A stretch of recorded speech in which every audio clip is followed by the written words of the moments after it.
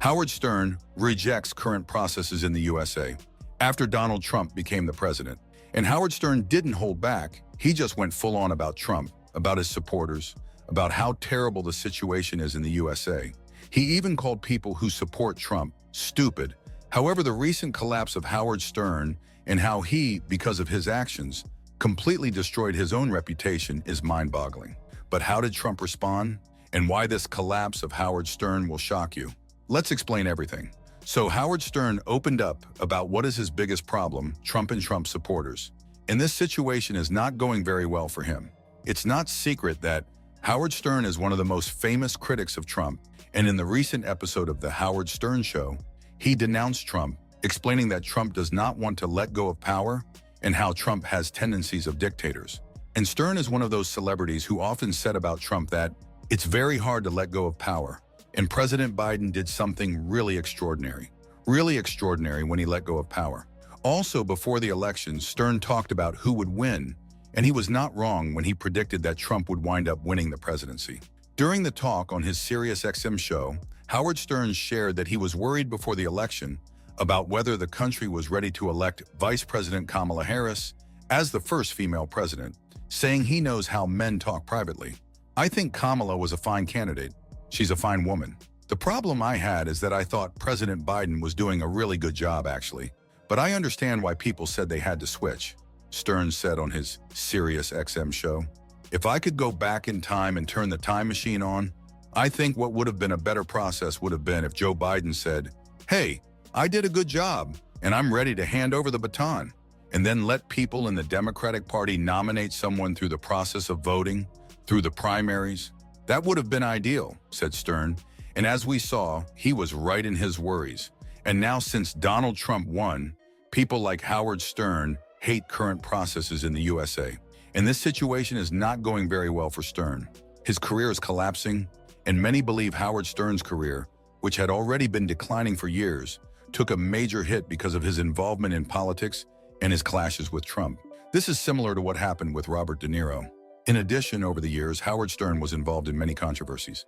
He often made jokes about sensitive topics, which drew both attention and criticism, and many celebrities, including Joe Rogan, have started calling him out for spreading a woke agenda and turning his interviews into much more boring and scripted affairs.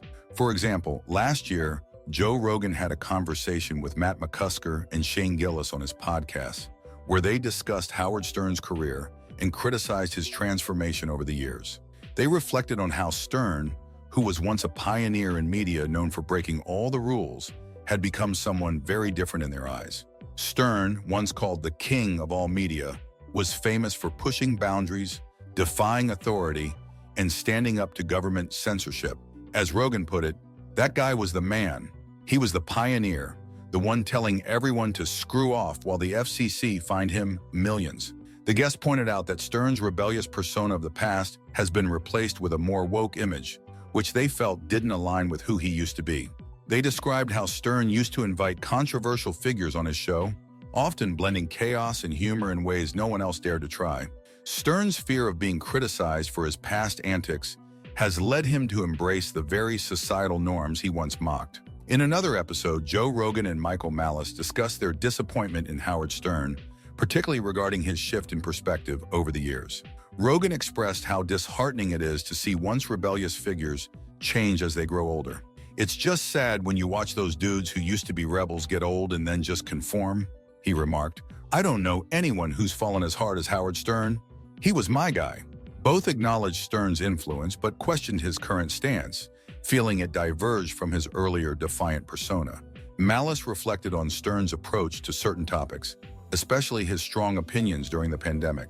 "He believes all those things he's saying, which is crazy," Malice said, adding that Stern's insistence on compliance with strict measures felt at odds with his earlier free-spirited ethos. Rogan added context by explaining how narratives in society often have financial or political motivations.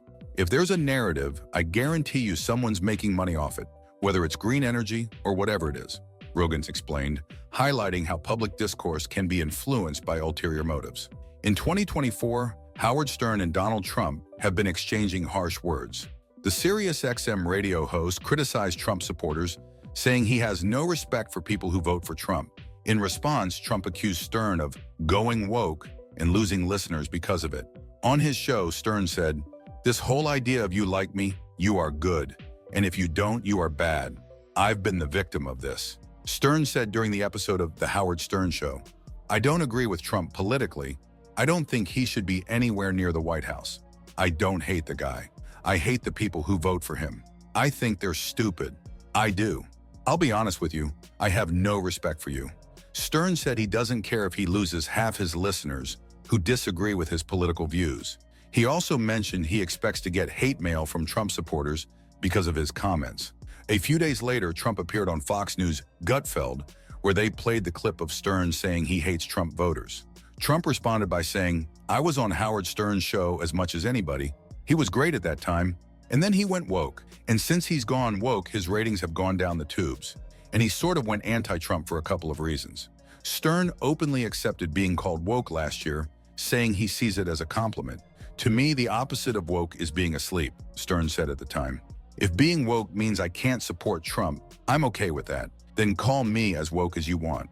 He added, "I'm not here for stupidity. This country is amazing. Yes, I'm woke, and I'm proud of it. I want to be informed. I read legitimate news sources. That's how woke I am. I believe the election wasn't rigged. Being woke is a compliment to me." Furthermore, Howard Stern's fans have had mixed but mostly critical opinions about the current state of his show.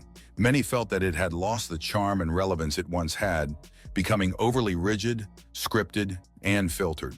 Once known for its edgy and spontaneous humor, the show now seemed like a watered-down version of itself. Fans pointed out that Howard's role as the ringleader, rather than the central comic, worked well in the past because of the organic interactions among his staff and the natural humor that came from those dynamics.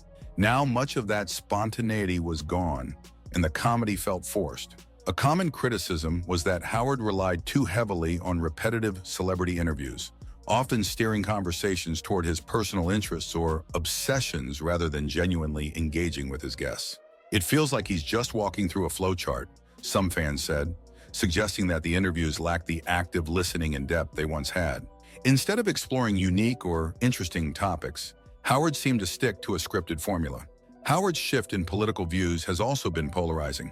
Some fans appreciated his current left-leaning stance because it aligned with their own beliefs, while others felt alienated by his anti-Trump rhetoric or perceived his political evolution as hypocritical. The frustration for many fans boiled down to a sense of betrayal. Whether or not they agreed with his politics, they saw Howard as someone who had become overly cautious and calculated to avoid being not popular. While his adaptability had kept him relevant in entertainment for decades, it had also alienated those who once admired his bold and rebellious spirit. And that's it for today.